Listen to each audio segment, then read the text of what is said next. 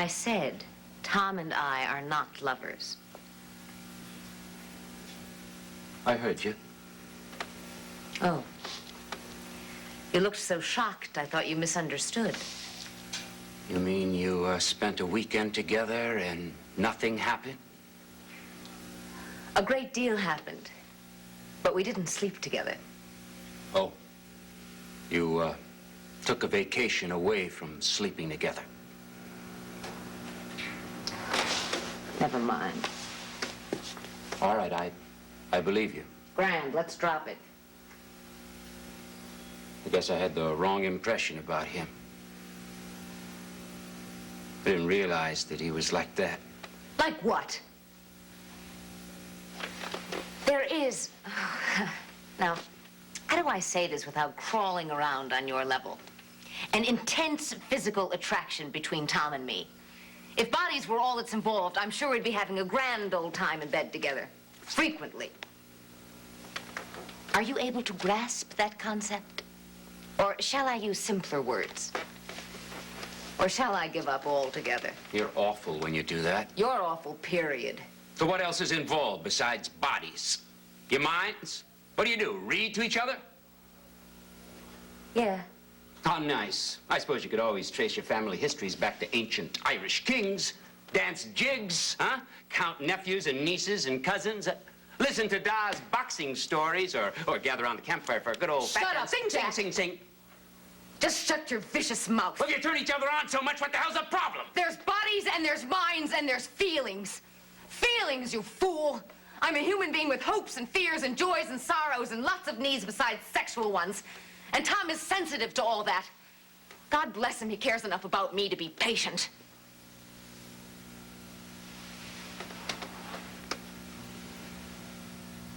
How long are you gonna make him wait?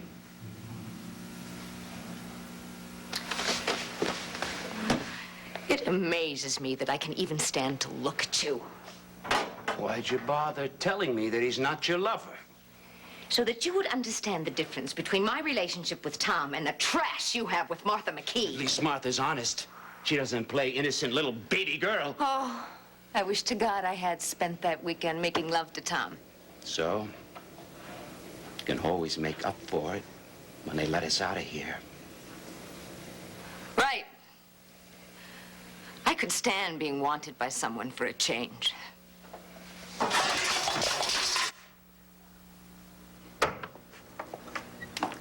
John, what are you up to out here? Well, look, I was just listening. I wasn't bothering them. Then there was this big crash. I mean, didn't you... Look, just to be on the safe side, I'm gonna go down there and see if I can... No, let them be.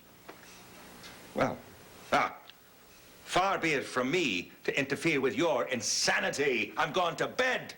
Good. I'll be up in a little.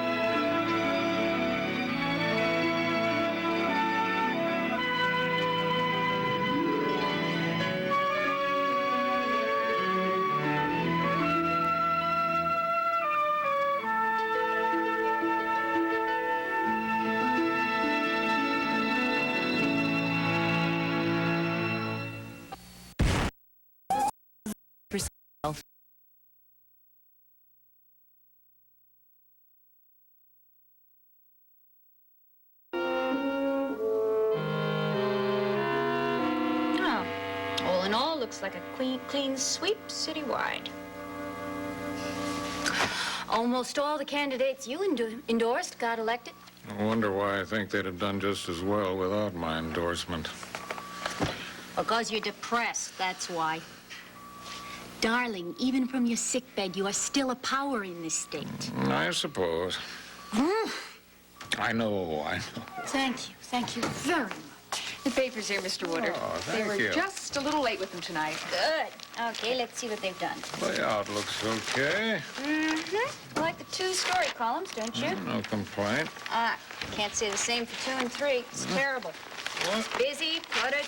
Hey, you're right. I'll talk to Horace tomorrow. We can do better than this. Hey, this is something nice. Look.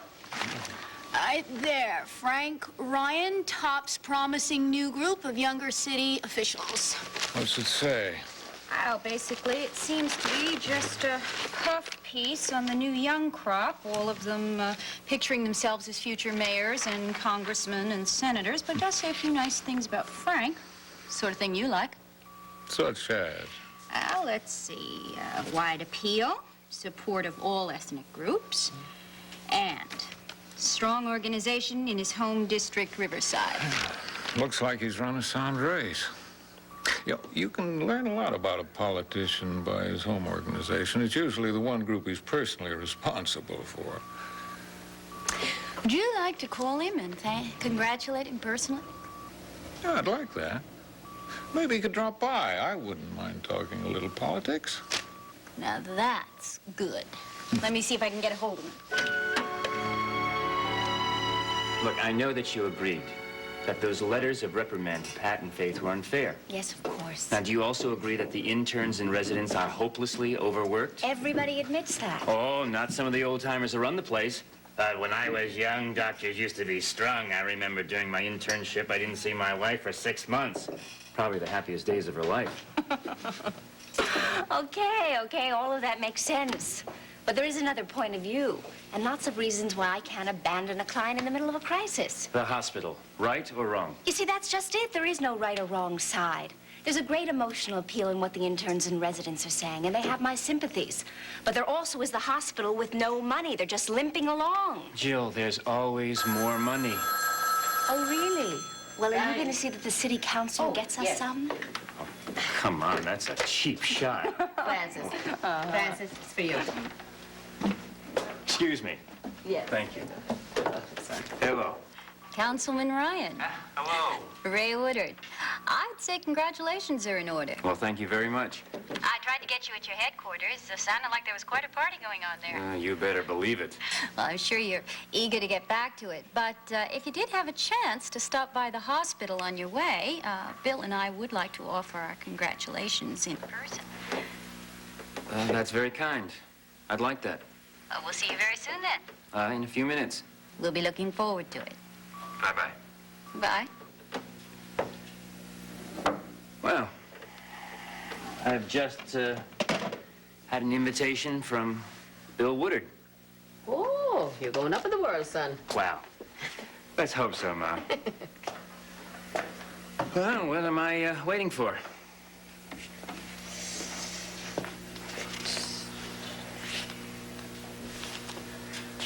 Friendly adversaries, right? Yeah, just as long as we can keep it that way. I'll see you. Okay.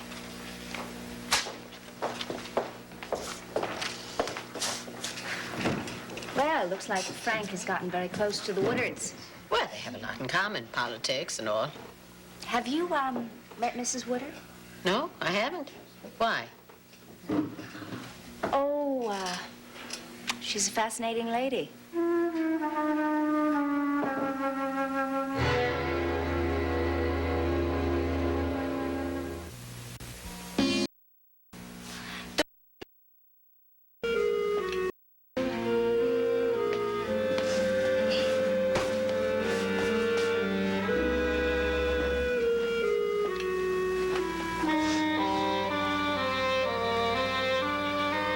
Beautiful. Performance. Why don't you stack up some furniture between us, huh? Any furniture I could move, I would throw at you. And I'm the one who didn't want you. Oh. Don't start turning things around just because I'm dying to get away from you now. Don't you dare try to change what happened between us in this last year. You wanted to get rid of me. A situation that you created. I created. And you still don't see? How did I create it? I mean, how did I force you to push me out of your life? Come on. Tell me how you've rationalized your total rejection of me into my rejection of you. Please. I can't wait to hear it. You didn't want the man that I am. You wanted to change me into the man that you need. On the first day that we were married. The first day we were married was spent on a plane, and then a boat, and then in bed. We more or less cruised the entire Mississippi in bed. Now, who was I changing you into then? The captain? Oh, come on, knock it off. I'm asking you a question. How did I go about altering your personality while I was possessed by this ridiculous notion that you were the man of my dreams? Was I crazy? Is that the way you've worked it out? The honeymoon was good, but it ended rather abruptly, if you recall. You ended it. Your brother was unhappy, and you had to run to hold his hand, huh? 2 lousy days we gave up, and you have never forgiven me. Well, that's it right there. We didn't give him up. You did. I didn't want to give him up. Brother or no brother. But I had to change. I had to be the guy you wanted. One for all for one, right? Rally round type. Orion, for God's sake. And I spent the next year being pushed and pounded and pulled and squeezed into the Ryan mold. I was so damn desperate I had to get away. Yeah, you did that to me, Mary. Now, you can call that reforming me, or improving me, or helping me. But the fact remains you rejected the man that I am. All right. Do you want to know what I really did? Do you want to hear a sane person's view of this? An arrogant person's view? No, thanks. I can do without that. The hell you will. As long as we're locked in here, there's no way you'll dodge what I've got to say. The first thing I did, the first deadly sin, was to ask you to share. To share a little of your precious space. Not to pull up your roots and leave your bachelor apartment, because I love that place. I just requested 2 drawers. And dear heaven, didn't the roof fall in on me. Now, I did make a mistake at that point. I figured... You figured to move Grandfather Ryan's dresser into the middle of my living room. I figured you'd learn to share. Not turn into a different person. But to make the switch from living alone to living with a friend and a lover, and all those things I imagined I was to you.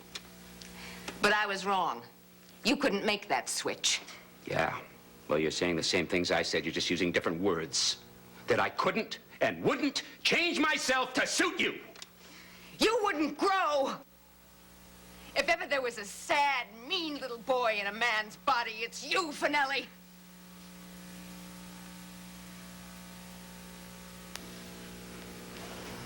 You through screaming? No!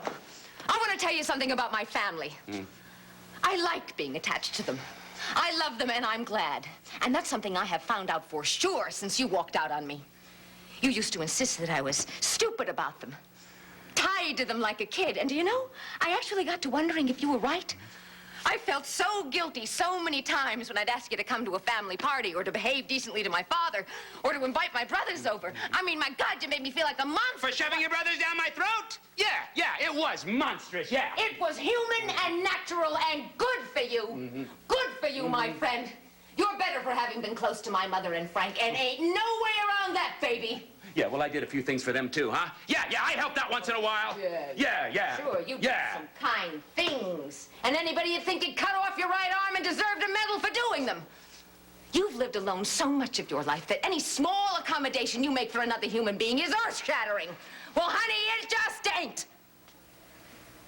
Yeah. That is one way in which I tried to change you. I wanted to break through your selfishness. Accuse me of that, Jack, and I'll agree with you.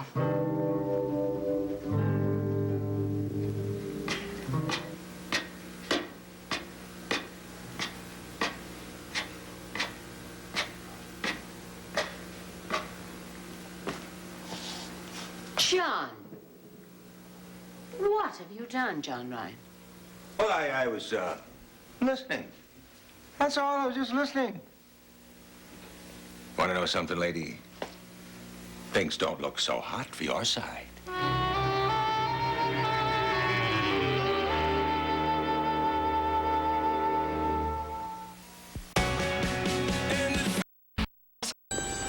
To redo this. Members only.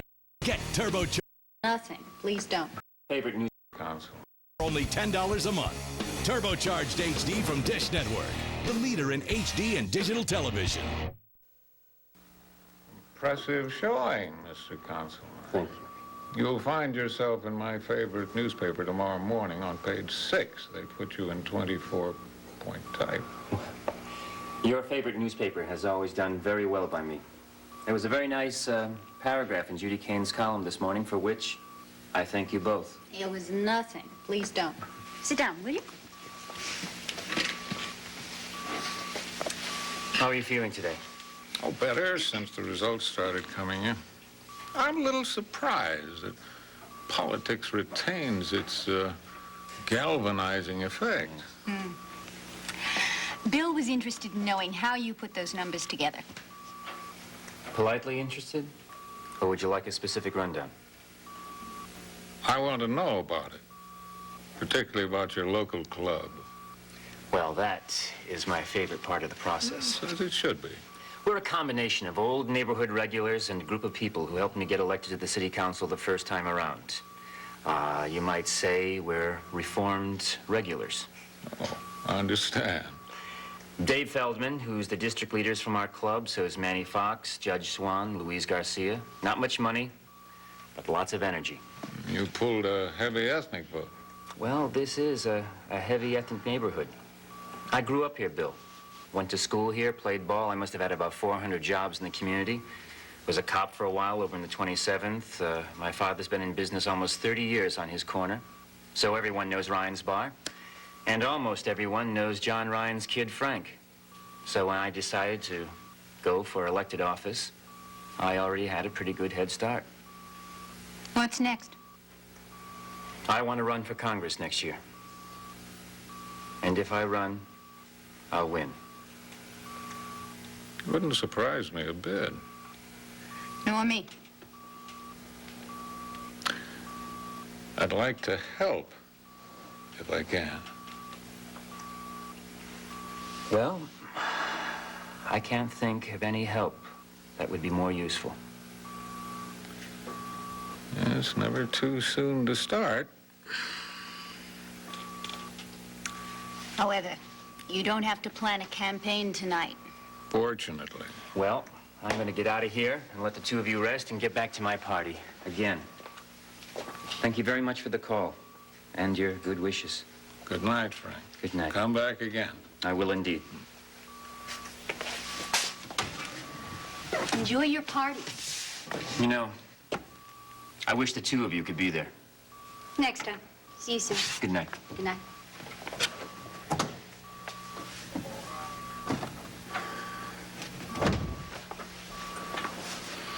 I want to know everything there is to know about Frank Ryan. Get Royal on it tomorrow. I'll help him along, but to what degree remains to be seen. Think he's a good choice myself. As I know you do. I'm not sure I like your paying so much attention to Frank Ryan. You're a funny man. You know that?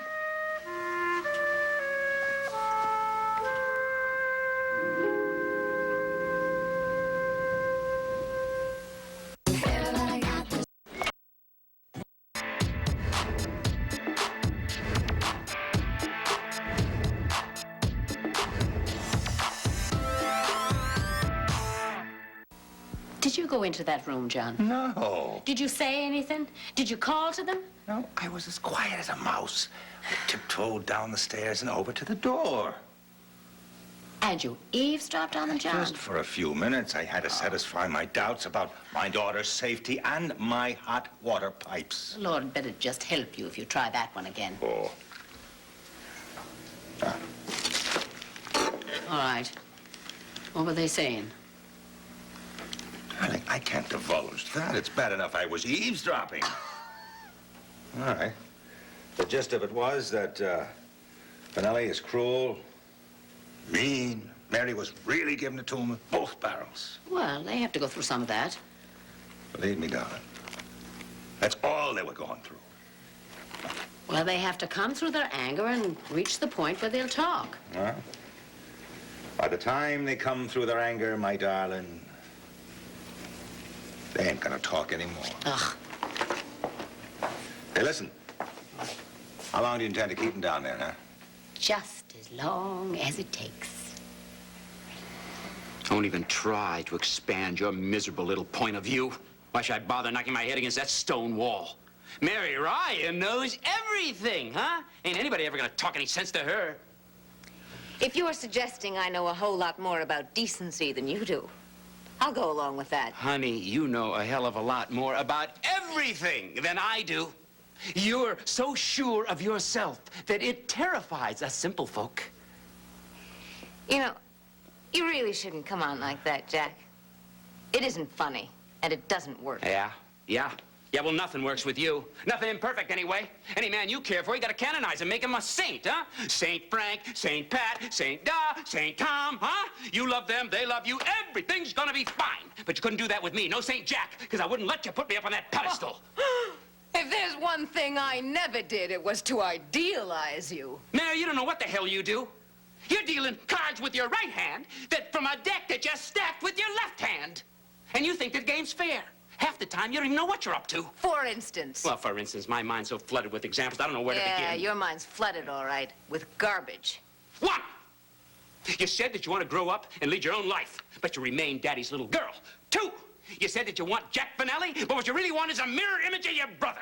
Three. Oh, those cheap little insights. Three, you said that you want a baby, but you give your precious kid over to a Nazi. Nazi? Yeah, Miriam, the lady that pushes Ryan around the park and hates her every minute of it. Miriam? Since when are you such an authority on Miriam?